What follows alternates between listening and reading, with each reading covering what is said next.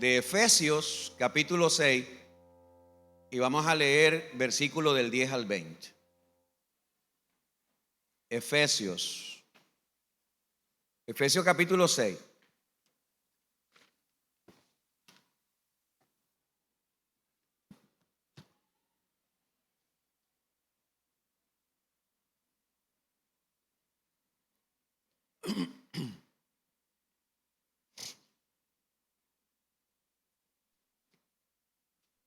Efesios capítulo 6, verso 10 al 20.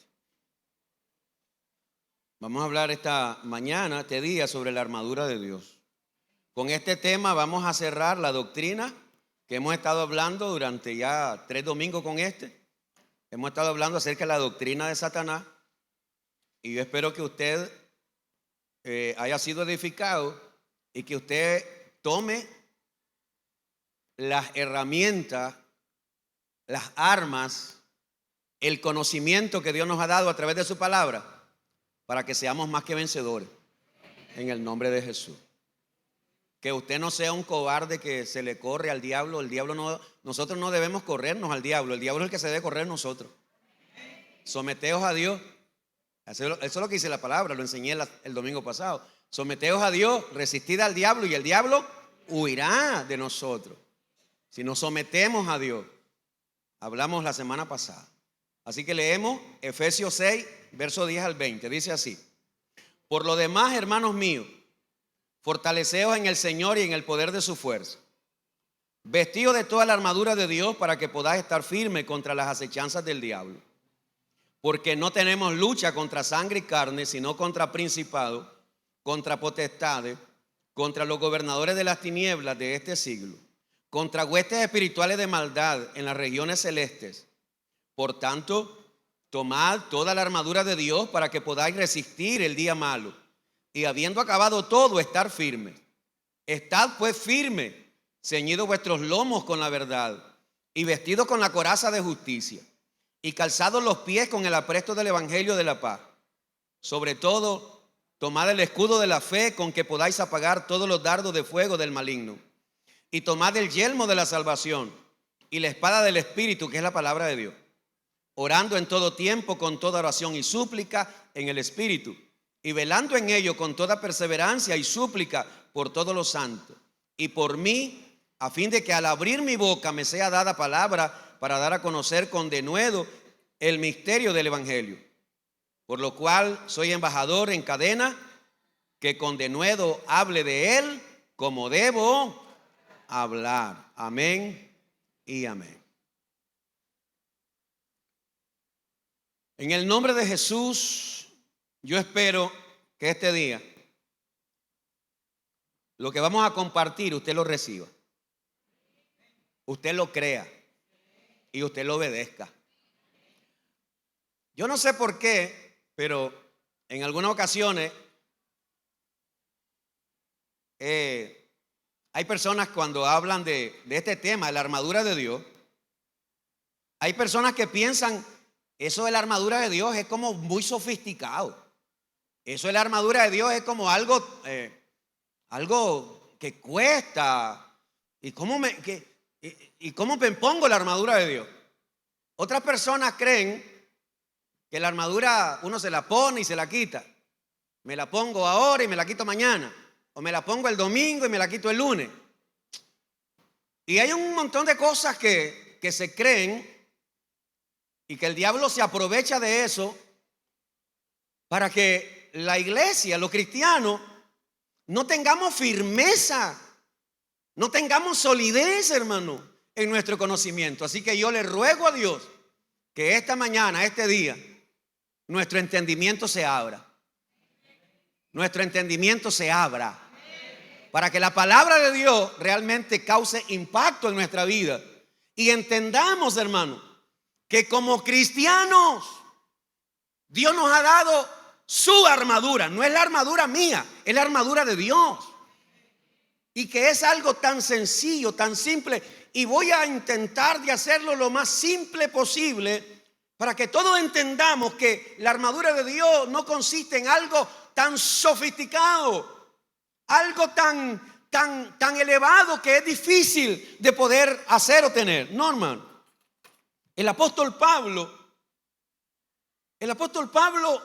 tomó la imagen de un soldado romano y tomó cada una de las piezas que usaban los soldados romanos: el cinturón donde se amarraba la espada, el cinturón que sostenía toda su vestimenta, la armadura que lo cubría delante y atrás, las sandalias que usaban los soldados para ir a la guerra, el yelmo o el casco que usaban para protegerse de la flecha o pedrada o un espadazo en la cabeza, se protegían, el escudo con el cual ellos podían protegerse, la espada.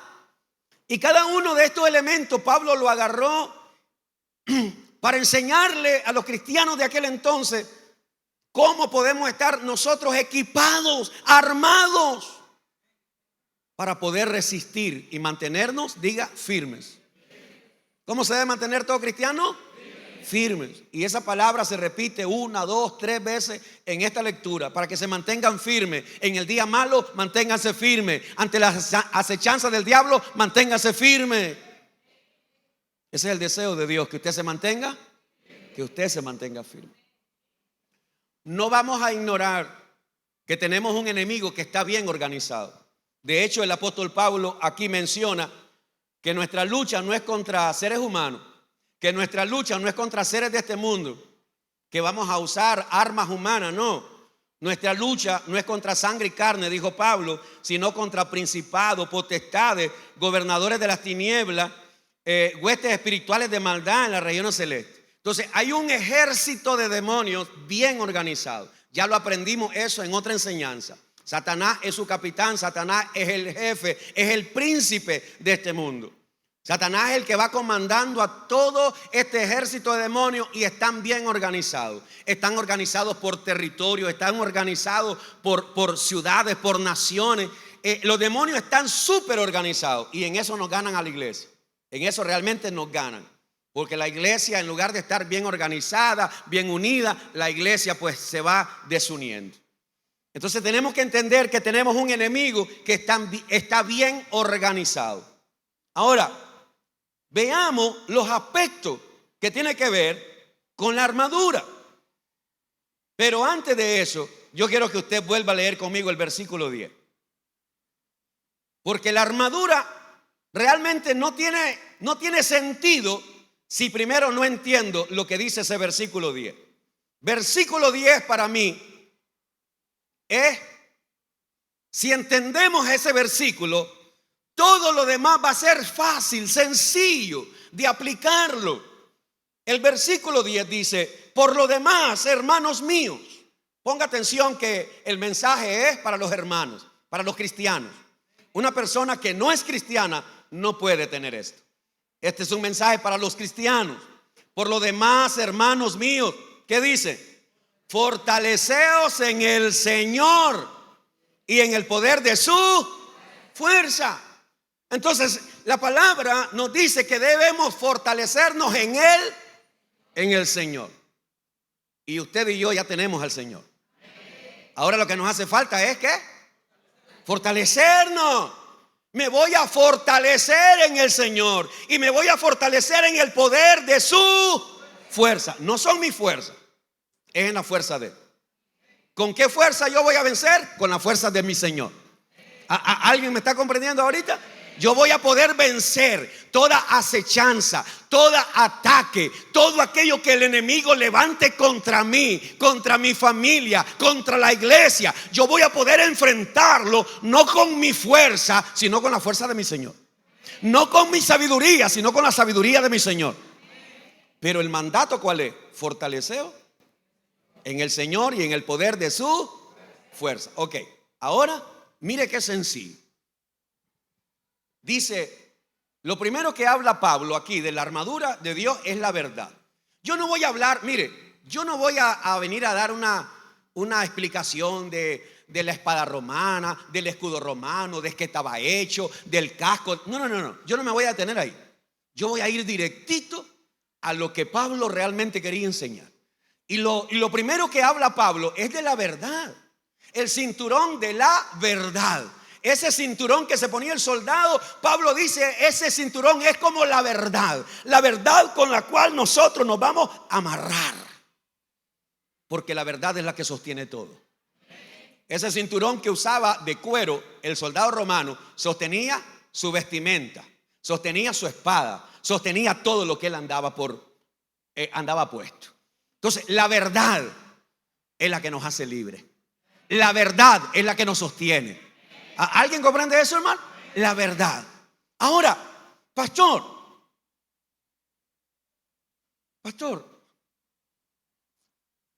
pero yo ya tengo la verdad. Y la verdad es Cristo. Y eso nadie, ningún cristiano va a ignorar eso. Todo cristiano sabe que la verdad es Cristo. Y todo cristiano va a decir, pero yo conozco la verdad. No, espérate. Es que no estamos hablando de conocer la verdad. De hecho, el diablo conoce la verdad. El diablo la conoce. Y el problema que tienen muchos cristianos es que creen que con el conocimiento es suficiente. No, espérate. El problema es ese. La iglesia hoy cree que todo es que yo sepa y sepa, en otras palabras, que yo conozca. Yo conozco a Jesús.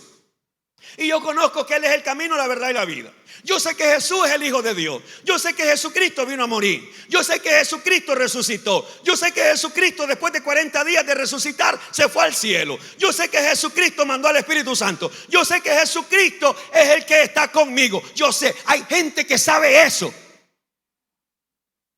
pero no está practicando la verdad. ¿Escuchó lo que le dije? Hay gente que conoce la verdad aquí, pero no la está practicando. Primera de Juan 1:6. Primera de Juan 1:6. Mire lo que dice. Si decimos que tenemos comunión con Él, con Cristo, si decimos que tenemos comunión con Él y andamos en tinieblas, ¿qué dice? Mentimos y no, vamos, dígalo, y no practicamos la verdad. Yo ando en comunión con Dios y Dios está conmigo y Dios oye mi oración y Dios me habla y yo siento a Dios. Ok. Si decimos, hablamos que tenemos comunión con Jesús, pero andamos en tinieblas, andamos en desobediencia, andamos en rebeldía, andamos haciendo cosas que sabemos que no debemos hacer. Entonces, ¿qué dice la palabra? Mentimos. Estoy mintiendo. Aunque usted diga que conoce la verdad. Y no practicamos. ¿Qué cosa? Entonces la verdad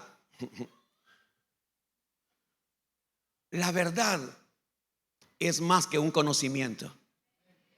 La verdad es una manera de vivir. ¿Alguien aquí se acuerda? Ya lo estudiamos en Corinto. Creo yo que ya lo estudiamos en Corinto.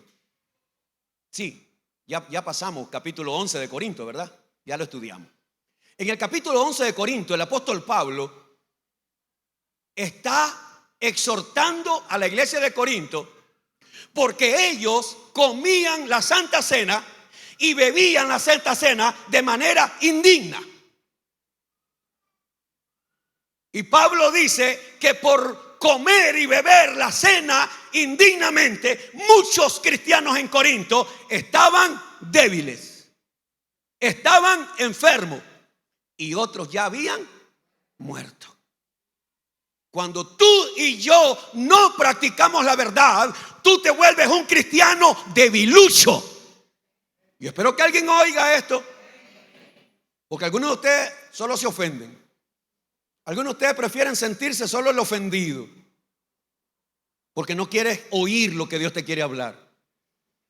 ¿Por qué hay tantos cristianos debiluchos? ¿Por qué hay tantos cristianos raquíticos? Porque no están practicando la verdad. La iglesia de Corinto, muchos cristianos en esa iglesia no estaban practicando la verdad. se iban a celebrar con los idólatras. Estaban teniendo relaciones ilícitas. Entre ellos se echaban presos, entre los mismos cristianos. Y había división entre ellos y un montón de cosas que ya las estudiamos. Cuando tú no practicas la verdad, tú te vuelves un cristiano débil. Y por eso dice Pablo en 1 Corintios 11:30, por eso hay muchos débiles en la iglesia, dice. ¿Por qué? Porque no están practicando la verdad. Y no solo débiles, hay otros que están enfermos. Enfermos, escucha bien eso. El no practicar la verdad te lleva a ser un cristiano enfermo. Y otros ya se murieron. ¿Cómo me fortalezco entonces, pastor? Cuando usted practica la verdad, usted se vuelve un cristiano fuerte. Cuando usted pone en práctica la verdad. ¿Y cuál verdad? La palabra. Cuando usted va paso a paso poniendo en práctica la palabra, obedeciendo la palabra, sometiéndome a ella, no siendo un oidor olvidadizo, sino practicando la palabra de Dios. Yo me fortalezco. Usted se fortalece cuando usted obedece la verdad, la practica.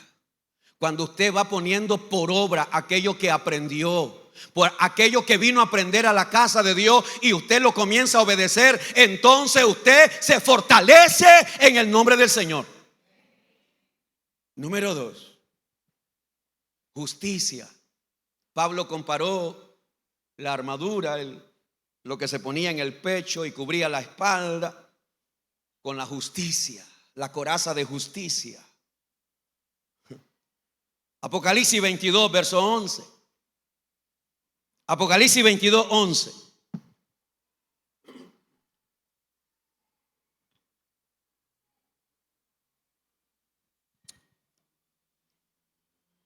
¿Y cómo hago, pastor, para vestirme de justicia yo? ¿Cómo hago? Bueno, vamos a verlo. Es tan sencillo. Apocalipsis 22, 11.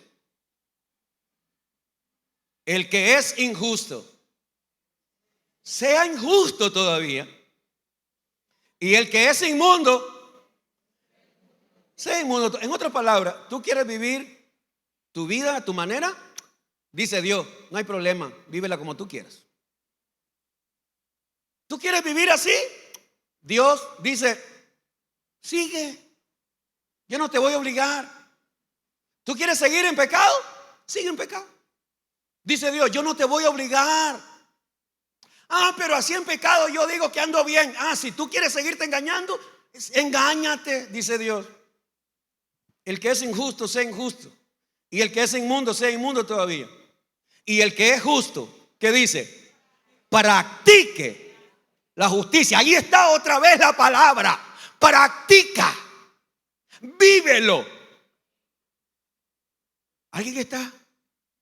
¿Alguien está recibiendo esta mañana lo que Dios quiere que entendamos? ¿Alguien quiere ser justo? Practique la justicia. Practique la justicia todavía. Y el que es santo, santifíquese todavía.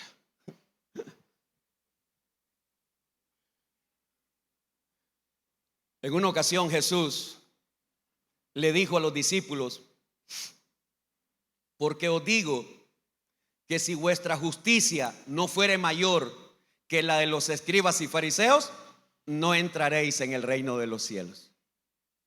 Se lo vuelvo a leer.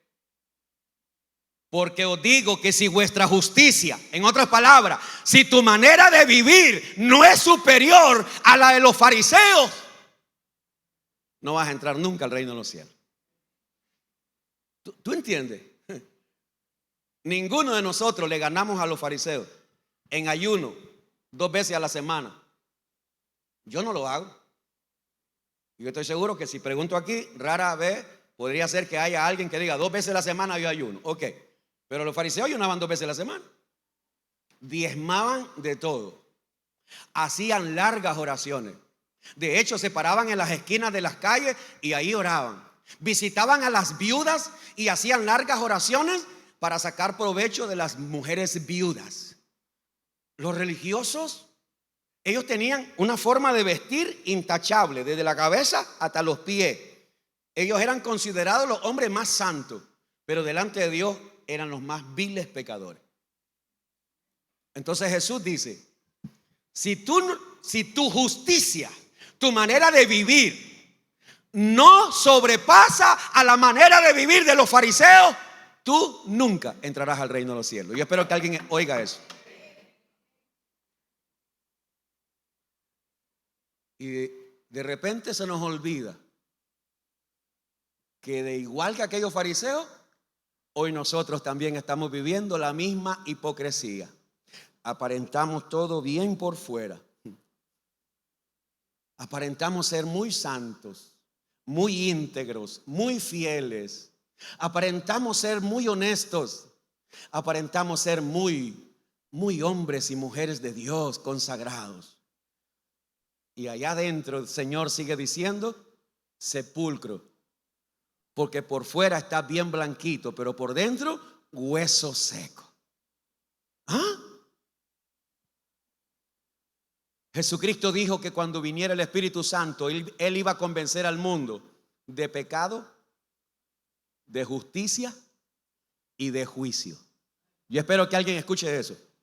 El Espíritu Santo iba a venir, y el Espíritu Santo vino para convencer al ser humano del pecado, de justicia.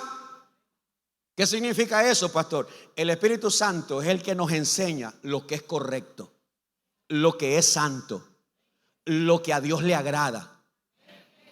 ¿Quién nos enseña eso? El Espíritu Santo. Y nos enseña a través de la palabra. El Espíritu Santo nos enseña a través de la palabra lo que a Dios le agrada. ¿Verdad que todos sabemos eso, hermano? Pero muchas veces preferimos hacer lo que nosotros queremos. Lucas 1:75 dice: en santidad y en justicia delante de nuestro Dios todos los días. ¿En santidad y en qué? Justicia. Es tu testimonio. Te lo voy a decir de una manera más sencilla. La justicia que la gente debe ver y que Dios debe ver en nosotros es nuestro testimonio. ¿Cómo podía esconder un soldado la coraza que llevaba en su pecho y que cubría toda su espalda? No lo podía esconder. Pues tampoco nosotros vamos a esconder lo que realmente somos. Y Dios sabe, y Dios conoce, y la gente conoce si realmente somos verdaderos cristianos o no lo somos. Entonces, cuando yo pongo en práctica la justicia, ¿qué hago? Me fortalezco. Yo me voy a fortalecer. Fortaleceos en el Señor y en el poder de su fuerza. Entonces, cuando yo practico la verdad, cuando yo practico la justicia, cuando yo estoy haciendo lo que es correcto delante de Dios, yo me convierto en un hombre fuerte delante de Él. Número 3, el Evangelio. ¿Con qué comparó Pablo el Evangelio? ¿Con qué lo comparó? Con la vestimenta del soldado, ¿se acuerdan? Con el calzado, con las sandalias. El soldado romano tenía que usar un tipo de sandalias muy diferente a las que usaban los demás. ¿Por qué? Porque ellos tenían que ir a la guerra y tenían que estar firmes a la hora de marchar a la lucha contra su enemigo. Y el apóstol Pablo comparó el evangelio de la paz, lo comparó con las sandalias. Filipenses 1:27. Filipenses 1:27. Mire qué fácil entendemos esto. Mire qué fácil podemos entenderlo. Filipenses 1:27 dice: solamente solamente que os comportéis, ojo con eso, solamente que os comportéis como es digno del evangelio de Cristo, para que o sea que vaya a veros o que esté ausente, oiga de vosotros que estáis firmes en un mismo espíritu, combatiendo unánimes por la fe del evangelio. Pastor, ¿cómo sé yo si ando puestas las sandalias del evangelio? Por medio de tu comportamiento. Solamente que os comportéis como es digno de él. ¿Cómo es tu comportamiento? Ahí en la calle, en tu casa. ¿Cómo es tu comportamiento? No hablemos del comportamiento aquí. No. Yo siempre seguiré diciendo que aquí todos somos ángeles. Todos. Aquí todos tenemos alas. Y si nos permitiera el Señor volar, aquí voláramos todos. Porque aquí no hay nadie malo. Aquí todos somos buenos. Aquí nadie dice una mala palabra. Aquí nadie le pega un grito a su mujer o a su marido. Aquí nadie le dice a su hijo, si no servís para nada, chaval o chavala desgraciada. Aquí ningún papá le dice eso a su hijo. Aquí no hay maldiciones. Aquí no hay arranques de ira. Pero allá en la casa, en el trabajo, en el negocio, cuando vas manejando, cuando vas en una ruta, cuando alguien te ofende, cuando alguien te dice algo, ¿cuál es tu comportamiento? ¿Cuál es tu forma de actuar? Solamente que os comportéis como es digno del evangelio. El evangelio no es una religión. El evangelio no es una palabra mágica. El evangelio es una forma de vida. Y por eso el apóstol Pablo dijo en Romanos capítulo 10, verso 15, qué hermosos son los pies. No dijo la boca, los ojos, el pelo. El apóstol Pablo dijo, qué hermosos son los pies de los que anuncian, ¿qué cosa? El evangelio. De los que llevan paz. De los que llevan buenas noticias. ¡Aló! ¡Qué hermosos son los pies! ¿Por qué? Porque todo cristiano que realmente está viviendo conforme al evangelio, donde quiera que va, tiene algo que dar. Todo aquel que tiene el evangelio en su vida tiene paz y la comparte con otros. El evangelio de la paz, dijo el apóstol Pablo. Todo verdadero cristiano que vive en el evangelio, que practica el evangelio, que practica la verdad, que practica la justicia, donde quiera que va, lleva paz. Pero si usted es un cristiano que donde quiera que va, lleva envidia, lleva chisme, lleva amargura, lleva cuento, los pies suyos deben apestar.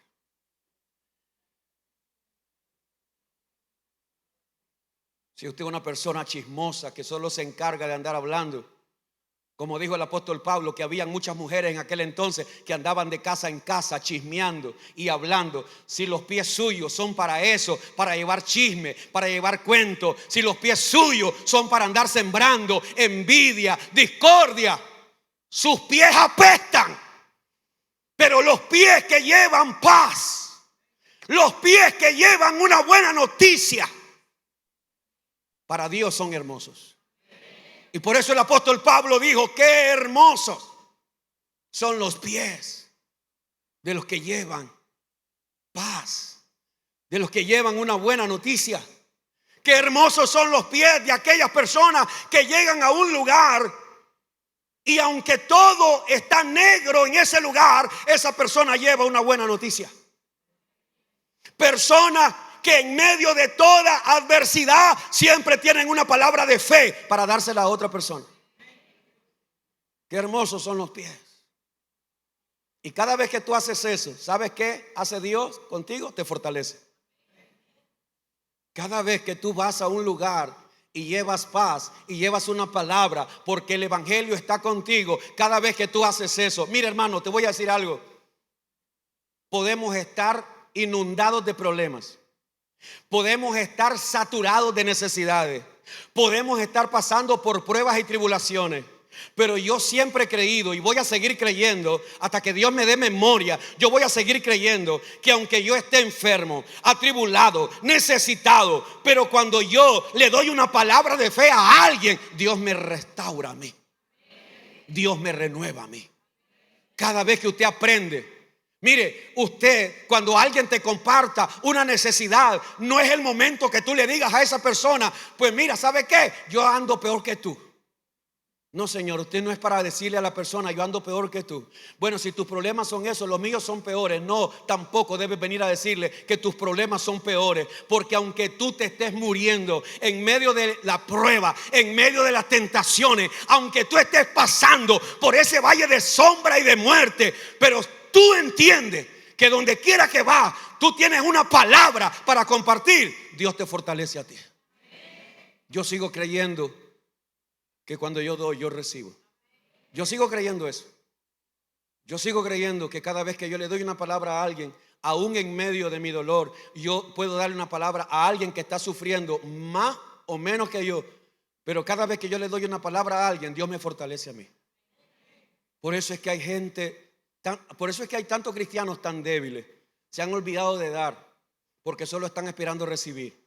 Hay cristianos que solo están esperando que alguien los bendiga, que alguien les dé una palabra. Aprende tú, levántate tú a darle una palabra a alguien. Levántate y esta palabra la hemos anunciado, la hemos hablado y la he hablado tantas veces en este púlpito. Y te he dicho, hermano, deja ya de una vez por todas, sal de esa niñería espiritual. Ay, que nadie me viene a ver. Es que nadie me visita. Es que a nadie le importa. Yo no sé hasta cuándo hay gente que va a madurar. Yo no sé hasta cuándo hay gente que se va a sacar el dedo, estar chupando el dedo. Yo no sé hasta cuándo hay gente que va a entender que ya no eres un niño espiritual, que ya no necesitas que te den puré, que ya no necesitas que te den la pacha, que ya eres una persona adulta. Por eso el apóstol Pablo decía: cuando yo era niño, hablaba como niño, actuaba como niño, pero ahora que soy un adulto, yo actúo como adulto.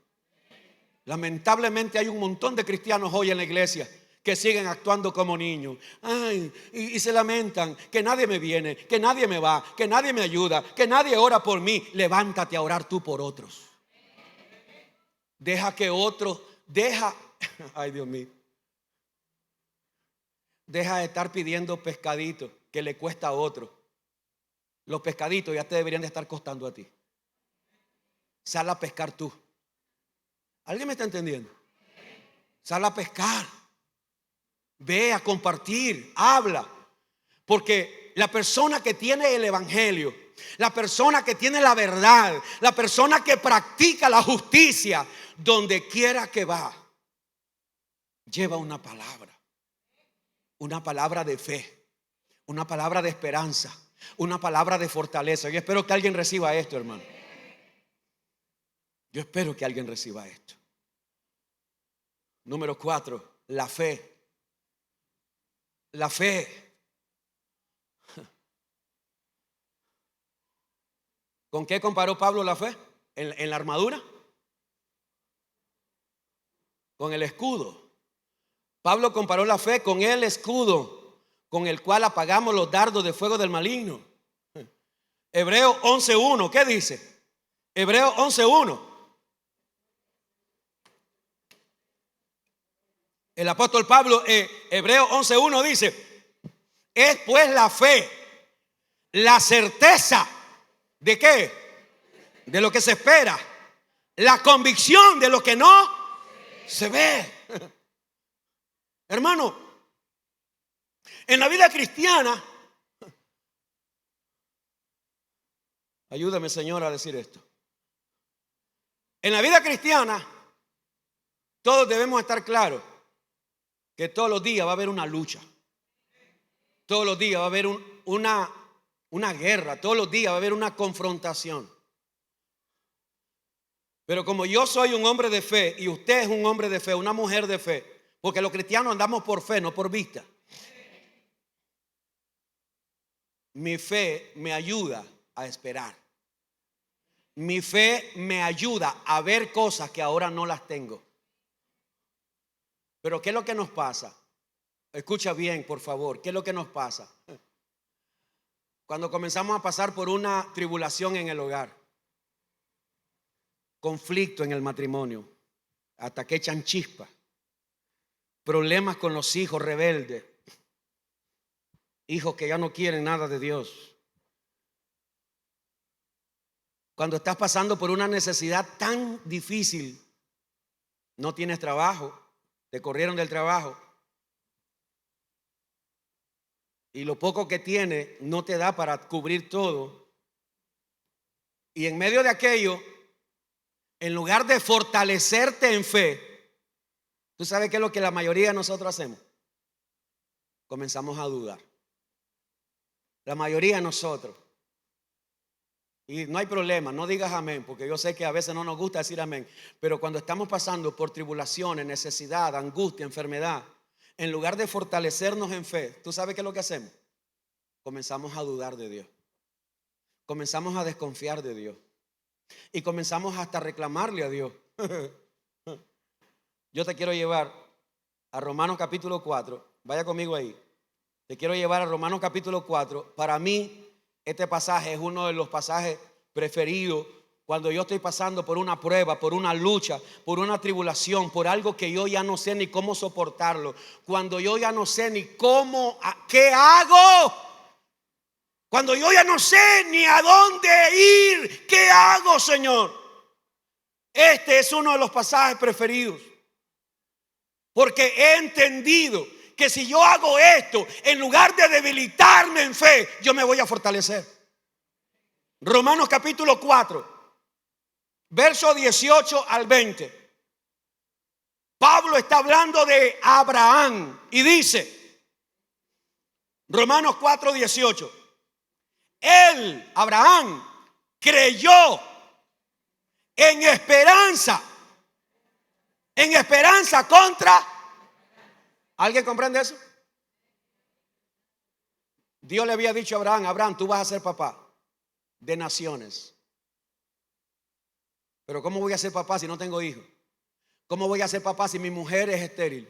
¿Cómo voy a ser papá si mi mujer ya es viejita y yo también viejito? Pero cuando Dios le dijo que él iba a ser papá, y cuando Dios le dijo que él iba a dar hijos, y cuando Dios le dijo que él iba a ser padre de multitudes, ¿qué dice de Abraham?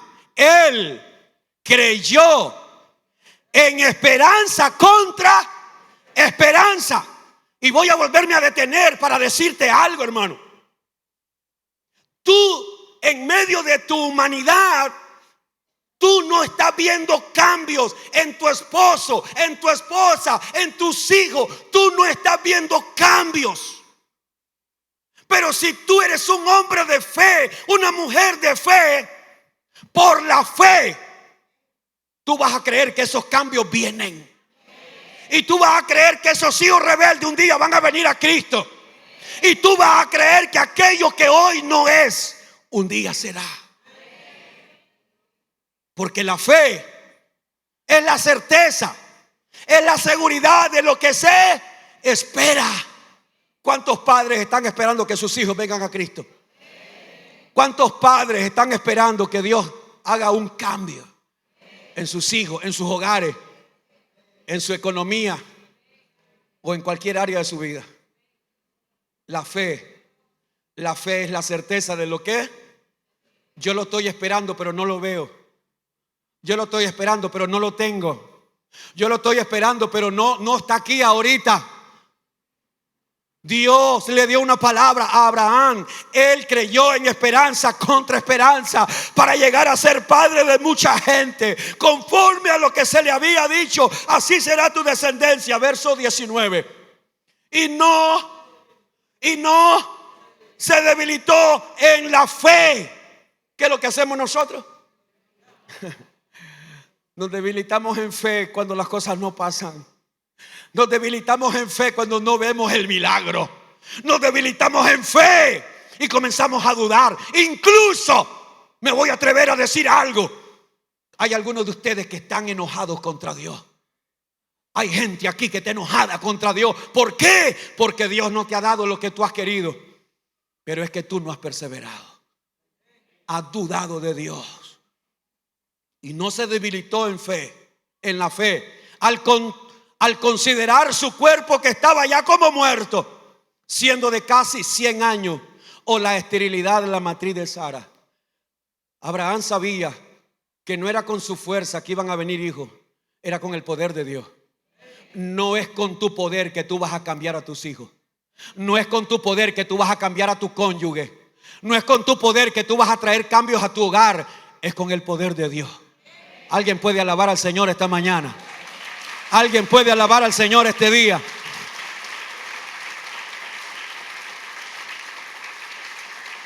Verso 20. Tampoco dudó. Verso 20. Tampoco dudó. Que es lo que hoy nos pasa a todos. La duda. Este hombre nunca va a cambiar. Claro, ¿cómo va a cambiar si tú ya dudas? Tú ya no crees. Tú ya no esperas. Tampoco dudó por incredulidad de la promesa de Dios. Y aquí es donde viene la palabra que siempre me fortalece. Esta es la palabra que siempre me alienta. Sino que se fortaleció en fe, dando gloria a Dios. ¿Cómo me voy a fortalecer en fe? Alabando a Dios. ¿Cómo voy a fortalecer mi fe? Glorificando a Dios. ¿Y qué significa eso, pastor? Que aún en medio de las cosas que yo no entiendo, le voy a decir a Dios: Señor, tú eres oh Dios, tú eres el que tienes el control de todo. Tú eres, Señor, el que tienes control de mi vida, de mi matrimonio, de mi hogar, de mi familia. Tú eres, Señor. Yo no sé cuándo va a cambiar esto, Señor, pero en medio de todo yo te voy a seguir alabando. A eso se refería Job cuando dijo: yo sé que mi Redentor vive. Es verdad que no veo cambios, no veo cambio en mis hijos, no veo cambio en mi hogar, no veo cambio en mi casa, no veo cambio. Lo que veo es que las cosas van de mal en peor. Sí, pero en medio de todo eso yo voy a seguir alabando a Dios. Y le voy a decir: Señor, tú tienes el control. Señor, tú tienes el control. ¿Qué es lo que tú harás? No lo sé. No sé, Señor, si al final me vas a quitar la vida. No lo sé. Yo no sé si lo que vas a hacer es llevarte a mis hijos. No lo sé. No sé qué es lo que tú harás. Pero todo lo que tú hagas, Señor, yo te daré la gloria y la honra. Muchas veces hay algunos de ustedes que están esperando que Dios haga las cosas como tú quieres. Una vez me dijo una hermana: pastor,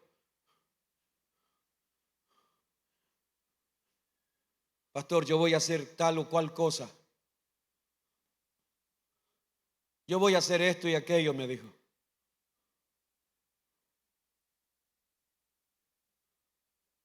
Para que mi hijo salga de la cárcel. Voy a empeñar mi casa. Voy a empeñar todo lo que tengo. Voy a enjaranarme. Voy a pagar al mejor abogado. Voy a hacer todo lo que está en mis manos, pastor. Voy a quedar pobre si tengo que quedar pobre, pero voy a sacar a mi hijo que está en la cárcel. Solo le pregunté una cosa: ¿tu hijo está en la cárcel porque hizo algo malo, deshonesto? ¿Tu hijo está en la cárcel porque realmente hizo algo que merece estar ahí? Sí. Entonces déjalo ahí, que sea Dios el que siga tratando con él. Hay muchos de ustedes que quieren que Dios trate con sus hijos, pero cuando Dios trata con sus hijos de la manera que tú no quieres, tú quieres intervenir y tú eres estorbo en las manos de Dios a veces. A veces los padres, en lugar de dejar que sea Dios que Él trate con nuestros hijos, que trate con nuestro cónyuge. A veces nosotros más bien le somos estorbo en las manos de Dios. Si tus hijos tienen que sufrir las consecuencias de su pecado, de su rebeldía, déjalos que sufran, porque Dios está tratando con ellos. La fe. Yo voy a seguir creyendo y me voy a fortalecer. Me voy a fortalecer en fe, dando gloria a Dios. Voy a alabar a Dios. Número 5, la salvación. El apóstol Pablo comparó el casco que usaba el soldado con la salvación que Dios nos ha dado. ¿Cuántos cristianos se debilitan cada vez que cometen un error y piensan que ya perdieron su salvación? ¿Cuántos cristianos viven tan débiles porque creen que hoy su salvación la perdieron y más tardecita la volvieron a ganar? Y más tarde la volvieron a perder y después al mediodía ya la volvieron a tener.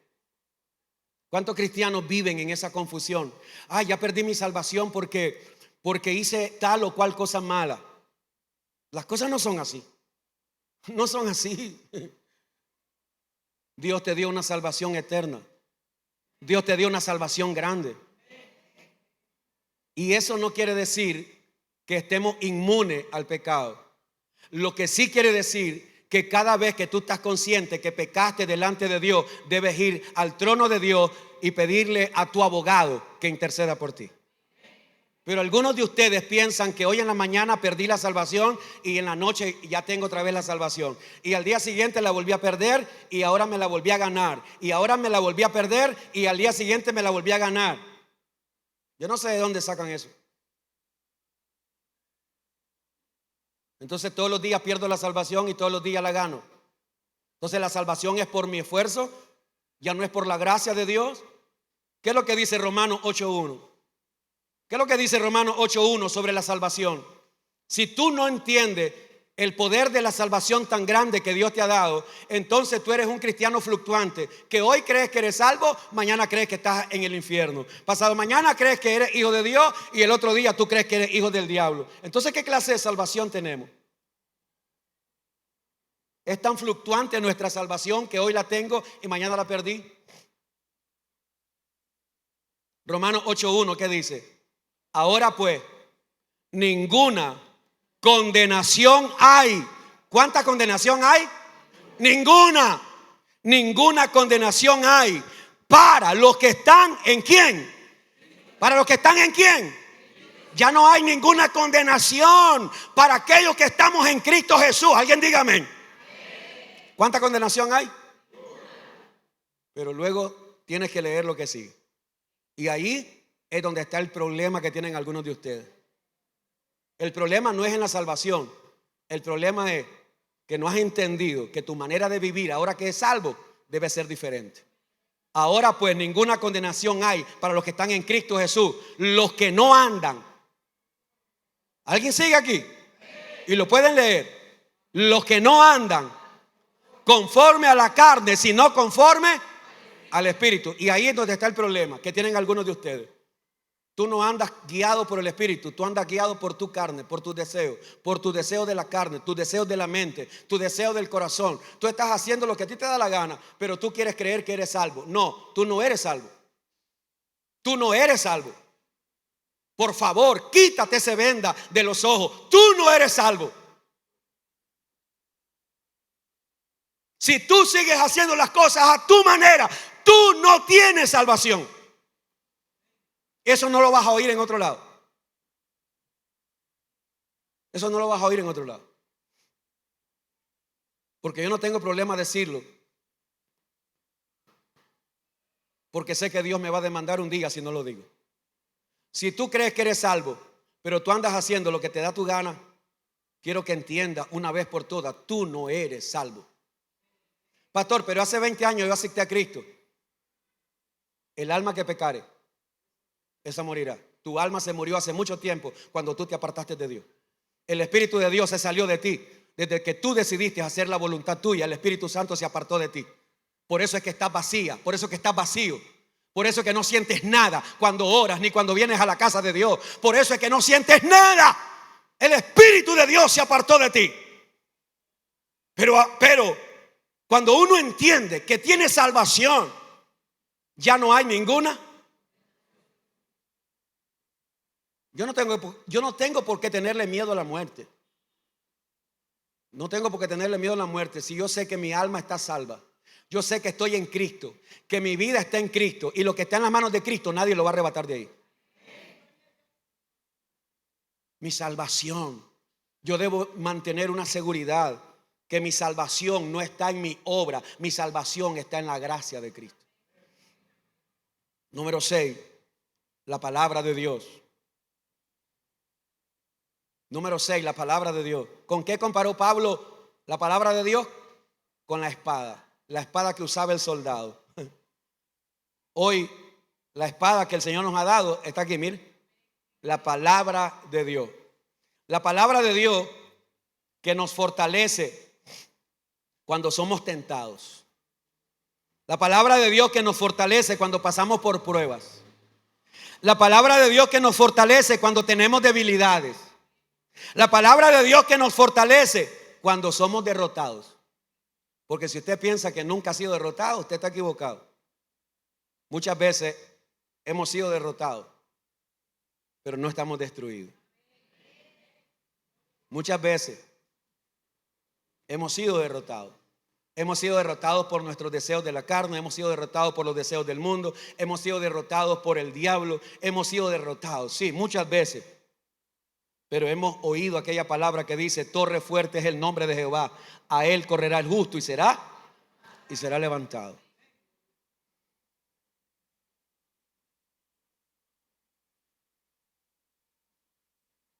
Y aunque esto que voy a decir ahorita no aparece en la lista de la armadura de Dios, pero como dije al inicio, en el versículo 10, por lo demás, hermanos míos, fortaleceos en el Señor y en el poder de su fuerza. Todo lo que acabo de decir no tiene ningún significado si no somos hombres y mujeres de oración. Si usted no ora todos los días, si usted no está pendiente todos los días de orar, por eso dice, vamos una vez más a Efesios, ya estoy terminando, Efesios 6, verso 18. Después que Pablo habla de la armadura de Dios, Pablo pasa a hablar de la importancia de la oración. Verso 18, orando en todo tiempo. En todo tiempo voy a orar. En todo tiempo voy a mantenerme orando. Voy a orar, orando en todo tiempo con toda oración y súplica en el Espíritu, y velando en ello con toda perseverancia y súplica por todos los santos y por mí, a fin de que al abrir mi boca me sea dada palabra para dar a conocer con denuedo el misterio del Evangelio, por el cual soy embajador en cadena, que con denuedo hable de él como debo hablar. Ponga atención, ya estoy terminando. Ponga atención. Después que Pablo viene y habla de la armadura, y que cada vez que tú practicas lo que la Biblia habla, tú te vas a fortalecer. Y cuando Pablo dice, ahora quiero decirles que aprendan a orar en todo tiempo. Dime, por favor, si quieres volver a leer, dime en qué momento tú encuentras allí que Pablo le dice a los oyentes de Éfeso: comiencen a orar primero por ustedes mismos. Dime si aparece eso ahí. En ningún momento Pablo les dice: oren por ustedes. No sé si me estoy dando a entender. Hoy la mayoría de cristianos, lo he dicho, lo voy a seguir repitiendo hasta que todos en esta iglesia entiendan, que mientras tú te mantengas enfocado en ti, tú te conviertes en un cristiano egoísta. Solo piensas en ti, no te importa a nadie. Si tú eres esos cristianos que solo estás orando todas las mañanas, todas las noches, todos los mediodías, las horas que sea, tú estás orando: Señor, oro por mí, y bendíceme, y ayúdame, y levántame, y otra vez me. Si tú eres uno de esos cristianos, deberías de pensar realmente qué tipo de cristiano tú eres. Pablo no les dijo a los cristianos de Éfeso: oren por ustedes. Pastor, ¿entonces es malo orar por mí? No, no es malo. Pero que tu oración, más que por ti, aprende a orar por los demás. Pablo les dijo dos cosas aquí en la oración. Uno, oren por todos los santos. ¿Lo miró? Una vez más, pues vamos a leer ahí, verso 18. Orando en todo tiempo, con toda oración y súplica en el Espíritu, y velando en ello con toda perseverancia y súplica por todos los. Pues entonces voy a orar por San Pedro, por San Nicolás. Ora por San Jerónimo, por favor. ¿Oye? No. Pablo está diciendo, oren por todos los cristianos. Oren por los cristianos. Oren por los hermanos. Oren. Y Pablo dice, y oren por mí. Pablo hizo en su oración, Pablo hizo dos recomendaciones. Oren por todos los hermanos. Y ahí es donde yo quiero volverte a llevar y decirte, hermano, que tu oración no se concentre en ti. Que tu oración no se concentre en ti y en ti. Ay, pastor, usted viera cuántas tribulaciones tengo. Deja de orar por ti, oras por otros. Deja de estar enfocado en ti, hermano. Jesucristo vino no para agradarse a Él, vino para bendecirnos a nosotros. Oren por todos los santos, oren por todo.